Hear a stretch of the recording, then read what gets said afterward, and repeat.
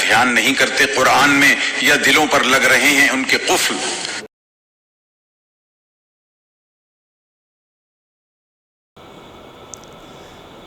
بسم اللہ الرحمن الرحیم۔ السلام علیکم ورحمۃ اللہ وبرکاتہ۔ ناظرین کرام، قرآن فہمی کے سلسلے میں آج کا ہمارا یہ پروگرام قرآن مجید کے تعارف پر مبنی ہے۔ اللہ رب العزت نے انسانیت کی رہنمائی اور ہدایت کے لیے ہر دور میں انبیاء علیہ الصلاۃ والسلام کو مبعوث فرمایا۔ یہ سلسلہ حضرت آدم علیہ الصلاۃ والسلام سے شروع ہو کر جناب رسول اللہ صلی اللہ علیہ وسلم تک تکمیل کو پہنچا۔ حضرات انبیاء علیہ الصلاۃ والسلام اللہ کے برگزیدہ بندے ہوتے ہیں، اللہ نے انہیں منتخب کیا ہوتا ہے، اور جس دور میں جس امت کی طرف، جس گروہ کی طرف نبی کو بھیجا جانا ہوتا ہے، اللہ رب العزت اس کو ان کی طرف مبعوث فرما دیتے ہیں۔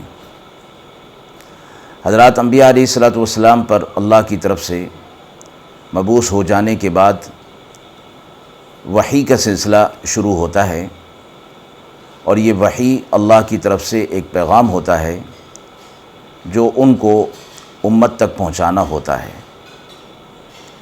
وحی کے اس سلسلے کو حضرت جبریل علیہ الصلاۃ والسلام لے کر تمام انبیاء علیہ الصلاۃ والسلام کے پاس آتے رہے ہیں۔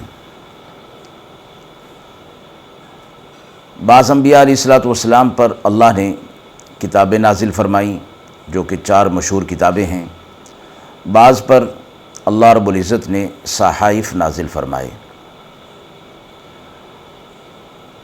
جن انبیاء علیہ الصلاۃ والسلام پر کتابیں نازل ہوئیں، حضرت داؤد علیہ الصلاۃ والسلام پر زبور نازل ہوئی، حضرت موسیٰ علیہ الصلاۃ والسلام پر تورات نازل ہوئی، حضرت عیسیٰ علیہ الصلاۃ والسلام پر انجیل نازل ہوئی، اور آخر میں جناب رسول اللہ صلی اللہ علیہ وسلم پر قرآن مجید نازل ہوا۔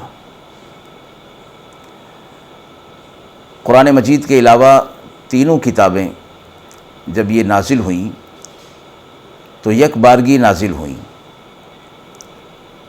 داؤد علیہ الصلاۃ والسلام، موسیٰ علیہ الصلاۃ والسلام، عیسیٰ علیہ الصلاۃ والسلام، جب اللہ کی طرف سے فیصلہ ہوا کہ ان پر کتابیں نازل ہونی ہیں تو اللہ رب العزت نے انہیں حکم دیا کہ وہ اپنے عبادت گاہ میں عبادت کریں، تو ان کو کتاب دی جائے گی۔ 40 دنوں تک انہوں نے عبادت کی حضرت داؤد علیہ الصلاۃ والسلام نے، تو اللہ رب العزت نے زبور عطا فرمائی۔ اسی طرح موسیٰ علیہ الصلاۃ والسلام کے لیے فرمایا، کوہ طور پر بلایا اور فرمایا کہ یہاں 40 راتیں قیام فرمائیں۔ پہلے 30 راتوں کے لیے بلایا، پھر 10 اور بڑھا دیں، 40 راتیں، تو تورات عطا فرمائی گئی۔ اسی طرح حضرت عیسیٰ علیہ الصلاۃ والسلام کو انجیل عطا فرمائی گئی۔ تینوں کتابیں اللہ کی طرف سے یک بارگی نازل ہوئیں اور لکھی ہوئی صورتوں میں، تختیوں کی صورت میں نازل ہوئیں، تو یہ کتاب اللہ کہلائیں۔ اللہ رب العزت نے ان کو یک بارگی نازل فرما دیا، اور کتاب اللہ سے مراد اللہ کی طرف سے لکھی ہوئی چیز۔ قرآن مجید کی نزول کی باری آئی تو اس کو یک بارگی نازل نہیں فرمایا، بلکہ آپ صلی اللہ علیہ وسلم پر تھوڑا تھوڑا کر کے نازل فرمایا۔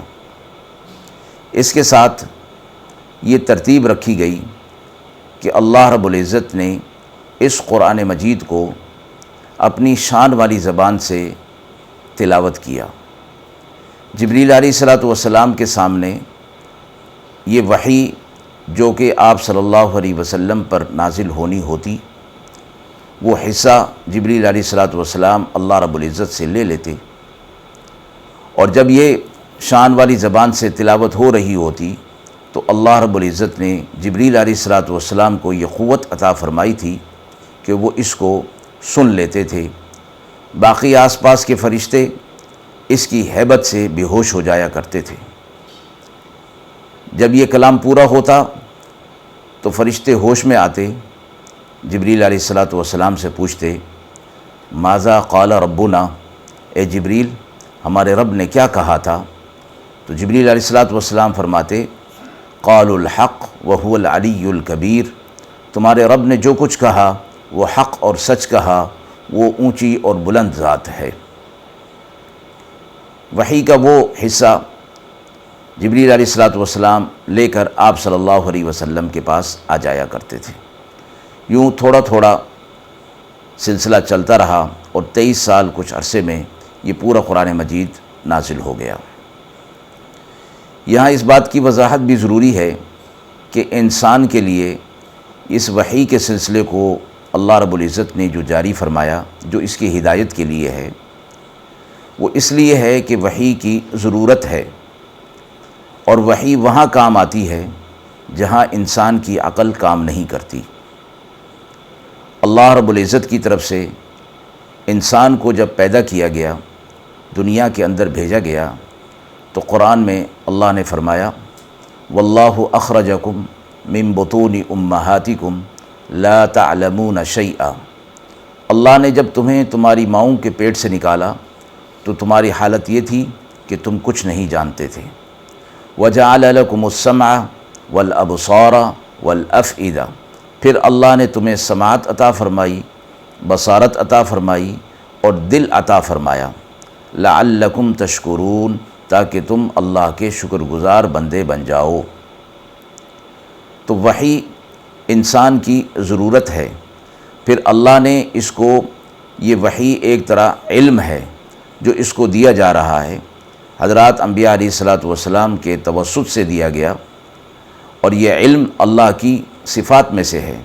اللہ کی ذات علیم ہے، اور وہ علم انسان کو وحی کی صورت میں دیا گیا تاکہ اس کی رہنمائی ہو اور یہ ہدایت پائے، اور اس وحی کے ذریعے سے، اس علم کے ذریعے سے اللہ کی مرضیات اور نامرضیات جان لے اور اس کے مطابق اپنی زندگی کو گزارے۔ اللہ نے انسان کو اس دنیا کے اندر اسی لیے بھیجا ہے کہ اللہ کی مرضی کے مطابق اپنی زندگی کو گزار لے اور اللہ کا فرما بردار بندہ بن کر اس زندگی کو گزارے، تو اس کے بعد جو زندگی آ رہی ہے وہ ہمیشہ ہمیشہ کے لیے کامیابی کی زندگی ہوگی۔ تو وحی کی ضرورت انسان کو ہر صورت میں رہتی ہے۔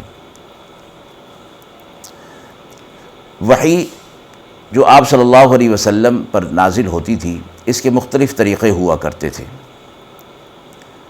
روایت میں آتا ہے کہ گھنٹی کی آواز ہوتی تھی، اور یہ گھنٹی کی آواز مسلسل اور چاروں سمت سے آتی تھی، معلوم نہیں ہوتا تھا کہ کس طرف سے آ رہی ہے۔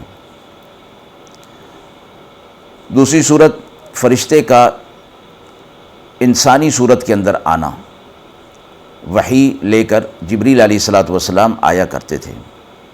پھر وحی جب نازل ہوتی تو آپ صلی اللہ علیہ وسلم پر بوجھ ہوتا تھا، یہاں تک کہ اس بوجھ کی وجہ سے آپ صلی اللہ علیہ وسلم بہت تنگی محسوس کیا کرتے تھے۔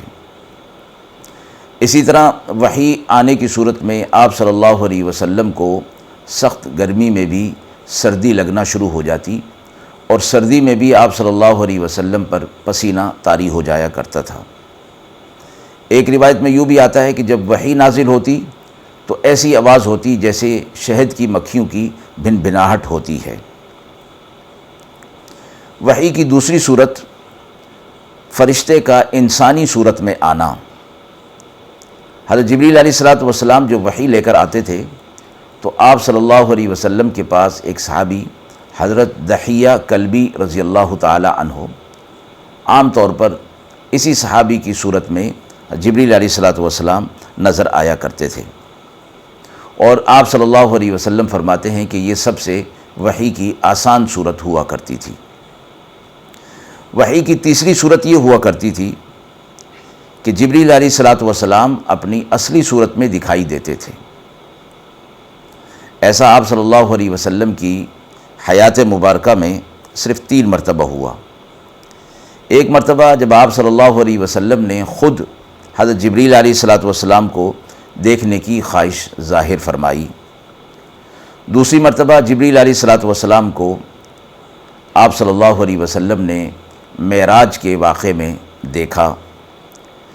تیسری بار نبوت کے ابتدائی زمانے میں مکہ مکرمہ میں مقام اجیاد پر جبریل علیہ الصلوۃ والسلام کو آپ صلی اللہ علیہ وسلم نے اپنی اصلی صورت میں دیکھا، اور وہ اصلی صورت یوں تھی کہ جبریل علیہ الصلوۃ والسلام کے قدم زمین پر تھے اور باقی جسم ان کا آسمانوں میں گم تھا، اور 600 پر مشرق اور مغرب میں پھیلے ہوئے تھے۔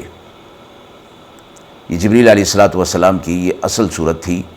اللہ رب العزت نے جبریل علیہ الصلوۃ والسلام کو فرشتوں کا سردار مقرر کیا ہے۔ چوتھی صورت وحی کی یہ ہوتی کہ اللہ رب العزت آپ صلی اللہ علیہ وسلم سے براہ راست ہم کلام ہوتے تھے، اور یہ شرف آپ صلی اللہ علیہ وسلم کو ایک بار معراج کے وقت حاصل ہوا۔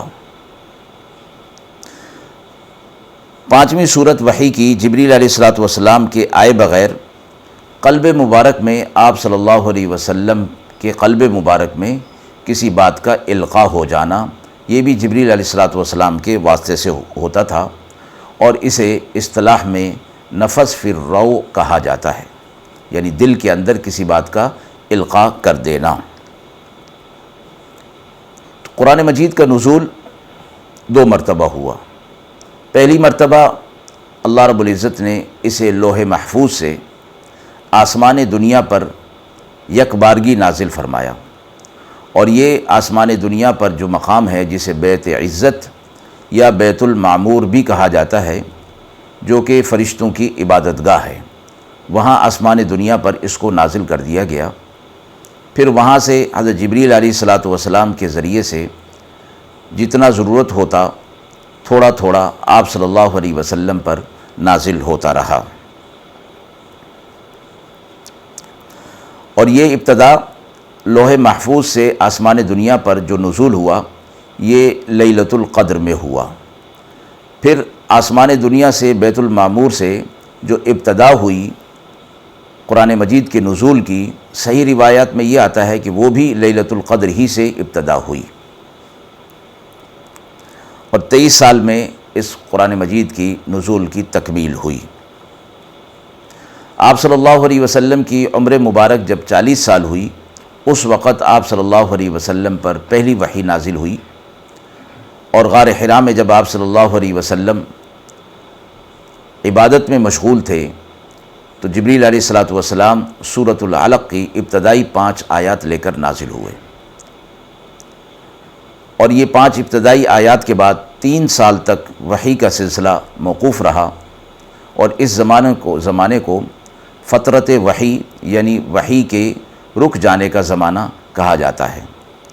آپ صلی اللہ علیہ وسلم اس پر بہت مغموم تھے کہ وحی کا سلسلہ رک گیا تھا، اگرچہ پہلی ہی وحی نازل ہوئی تھی، لیکن کفار اور مشرکین کو آپ صلی اللہ علیہ وسلم پر باتیں کرنے کا موقع مل گیا، یہاں تک کہ 3 سال کے بعد جبریل علیہ الصلوۃ والسلام سورہ مدثر کی ابتدائی آیات لے کر آئے، اور پھر وہیں سے وحی کا سلسلہ جاری اور ساری ہو گیا۔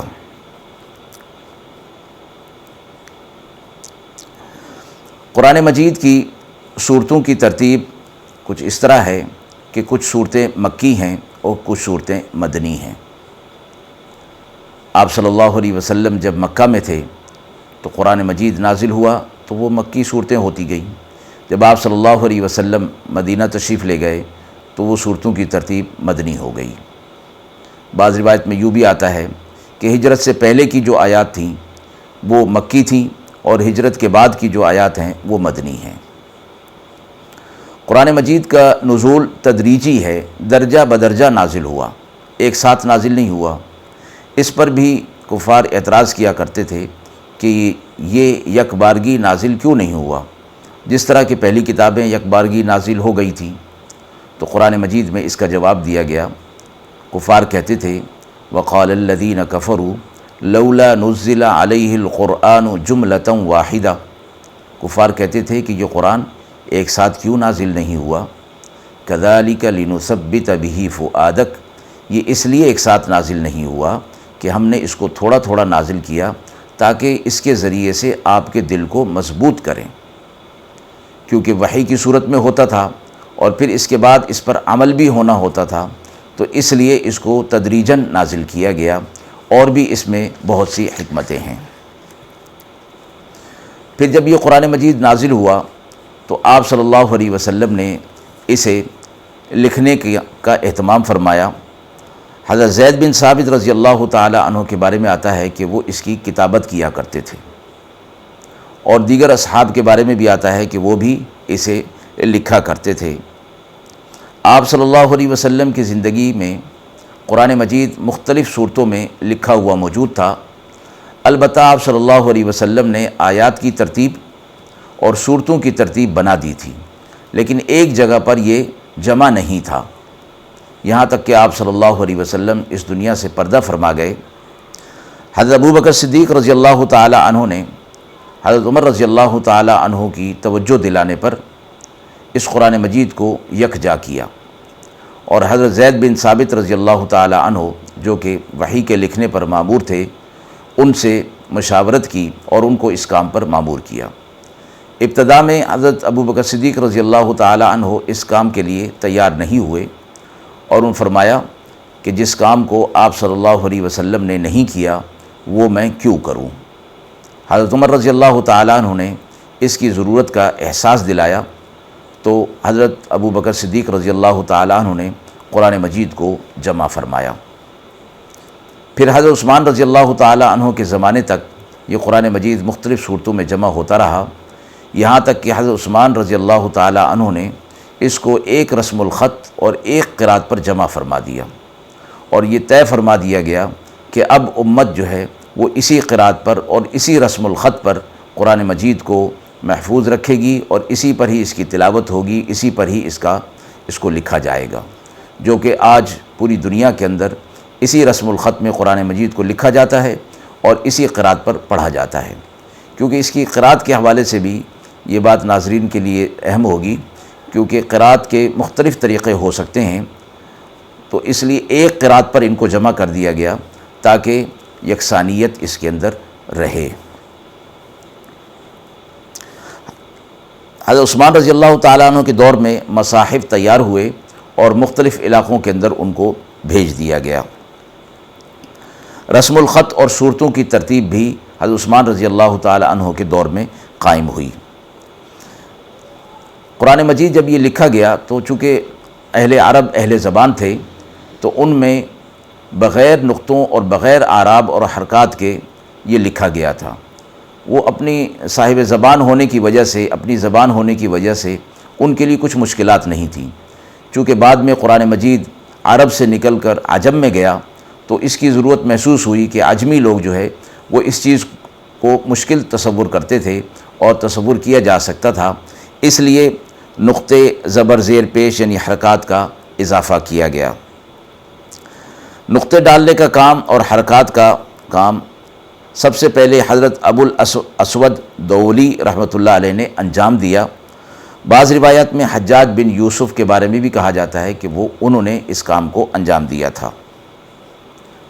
قرآن مجید پورا کا پورا آسمان سے زمین پر نازل ہوا، لیکن قرآن مجید کی 2 آیات ہیں جو سورۃ البقرہ کی آخری 2 آیات ہیں، وہ زمین پر نازل نہیں ہوئیں، بلکہ جب آپ صلی اللہ علیہ وسلم معراج پر تشریف لے گئے تو اللہ رب العزت نے سورۃ البقرہ کی آخری 2 آیات آپ صلی اللہ علیہ وسلم کو تحفے کے طور پر عطا فرمائی، اور نماز بھی امت کے لیے تحفے کے طور پر عطا فرمائی گئی۔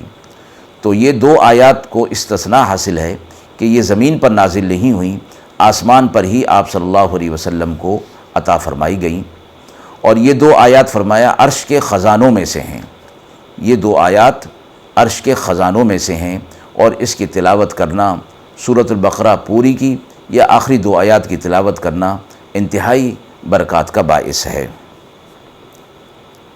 قرآن مجید کی زبان عربی ہے، چونکہ اہل عرب اس زبان سے اچھی طرح واقف تھے، اس لیے اللہ رب العزت نے اس قرآن مجید کو عربی زبان میں نازل کیا۔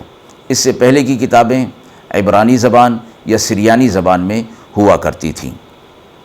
یہ قرآن مجید اس صورت میں صورتوں کی ترتیب کے ساتھ، پاروں کی ترتیب کے ساتھ اور منازل کی ترتیب کے ساتھ 7 منازل، 30 پارے، 114 صورتیں، 540 رکوع اور 6660 یا 66 آیات کے ساتھ ہمارے پاس محفوظ ہے۔ اللہ رب العزت نے اس کی حفاظت کا ذمہ لیا ہے۔ اس سے پہلے کی کتابیں محفوظ نہیں رہ سکیں، نہ ان کی حفاظت کا ذمہ لیا گیا تھا۔ وہ کتابیں ایک مخصوص وقت تک کے لیے تھیں، ایک مخصوص گروہ کے لیے، مخصوص امت کے لیے تھیں۔ قرآن مجید عالمگیر کتاب ہے، یہ رہتی دنیا تک کے لیے ہے، بلکہ آخرت میں بھی یہ قرآن مجید کام آنے والا ہے۔ تو آج ہمارے پاس اللہ کا یہ محفوظ کلام موجود ہے جو ہماری ہدایت کا باعث ہے۔ قرآن مجید میں فرمایا گیا ہے، یا ایھا الناس قد جاءتکم موعظۃ من ربکم وشفاء لما فی الصدور وہدی ورحمۃ للمؤمنین۔ اے لوگو، تمہارے رب کی طرف سے تمہارے پاس ایک نصیحت آ گئی ہے جس میں شفا ہے، رحمت ہے اور ہدایت ہے مومنین کے لیے۔ تو ہمیں چاہیے کہ قرآن مجید کو سینے سے لگائیں، اس کے احکامات پر عمل کریں، اس کے احکامات کو دوسروں تک پہنچائیں، اس کے پڑھنے کو اپنا وظیفہ بنائیں اور اس کو اپنی جان سے بھی زیادہ عزیز رکھیں۔ جو اس کے ساتھ محبت رکھے گا اور جو اس کو اپنا وظیفہ بنا لے گا، اللہ رب العزت اسے رسوا نہیں فرمائیں گے۔ حدیث مبارکہ میں آتا ہے کہ اللہ رب العزت اس کلام کے ذریعے سے بہت سوں کو رفعت عطا فرمائیں گے، بلندی عطا فرمائیں گے، اور بہت سوں کو اسی کلام کے ذریعے سے ذلیل اور رسوا کر دیں گے۔ یعنی جو اس کے حقوق کو ادا کرے گا، اس کے جو تقاضے ہیں ان کو پورا کرے گا، اللہ رب العزت اس کو رفعت اور بلندی عطا فرمائے گا، اور جو اس کے حقوق ادا نہیں کرے گا، اس کو نہیں مانے گا، وہ ذلیل اور رسوا ہو جائے گا۔ وما علینا الا البلاغ المبین۔